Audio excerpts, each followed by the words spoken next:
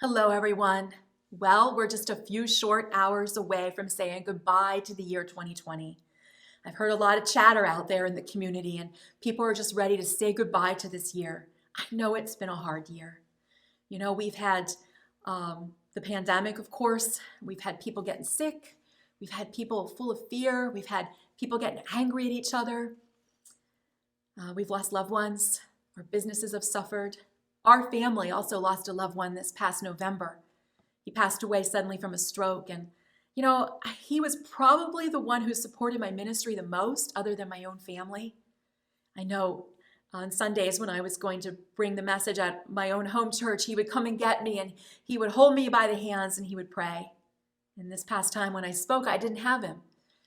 And it really hit me hard that I don't have him anymore. He's in heaven, though. He's in a better place. But it doesn't take away the hurt. It doesn't take away the pain. And it doesn't take away that feeling of despair. I understand that feeling of despair that comes at the end of the year quite well. For years, I battled what doctors called an incurable disease. And it was long and it was hard. And I would make all these little goals for myself. I got that disease just a couple of months after I gave birth to my second son.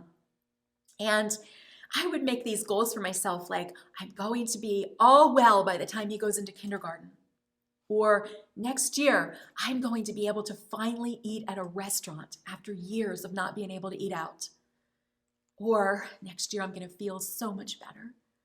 And December 31st would come around and when I wasn't there, year after year, I just felt so much despair and so much hopelessness. And I would try to cover it up for my family and try to go on and seem like I was happy. But I felt that heartache, I felt that despair because all I wanted to do was get better and live my life. And I didn't know how to do it.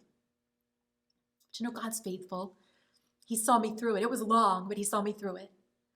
And I know that a lot of you today, you've suffered with various things this year. Maybe you've lost loved ones, or maybe your health is struggling right now, or your finances. Maybe you lost a friend. Maybe there's unforgiveness that caused some sort of a problem between you and another person. And there's despair because this year isn't ending as good as what you hoped. I don't have some great profound message to bring you today. I mostly wanted to come on here and say, Happy New Year. But I do want to leave you with my favorite verse, and it's Isaiah chapter 43. I'm just going to read it to you. It's the Lord speaking, and he says, "Do not be afraid, for I have ransomed you. I have called you by name, and you are mine. And when you go through deep waters, I will be with you. And when you go through rivers of difficulty, you will not drown. And when you walk through the fire of oppression, you will not be burned up. The flames will not consume you, for I am the Lord your God." And that is what I found. When I went through what I went through, I found out that God saw me through. He didn't leave me. He was guiding me. He goes on in this chapter to remind them of the things that he's done and how he, led them out of Egypt and led them across the water as the Egyptians just drowned in the waves beneath. But he says, forget all that. Forget all that, because it is nothing compared to what I'm going to do. And this is what I want you to hear today. It is nothing compared to what God is going to do. He says, "For I am about to do something new. See, I have already begun. Do you not see it?